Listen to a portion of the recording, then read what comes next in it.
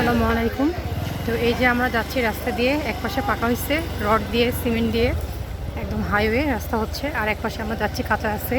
তো আপনারা কি কেউ চিনতে পারতেছেন এই বাজারটা কোনটা? গেস করুন তো। এক সময় এই বাজারের অবস্থা এত নাজুক ছিল যে গাড়িগুলো পাস করতে পারতো না, এত পরিমাণে বর্ষাকালে কাদা হতো, প্রচুর কঠিন অবস্থা হতো। সেই রাস্তা এখন হাইওয়ের মতো হয়ে গেছে এবং প্রচুর গ্যাঞ্জাম এই রাস্তার মধ্যে। কি ভাবতে পারছেন না কোন রাস্তা এটা? দেখুন প্রচুর ভিড়, অথচ সন্ধ্যা হলে এখানকার বাজারগুলো বন্ধ হয়ে যেত।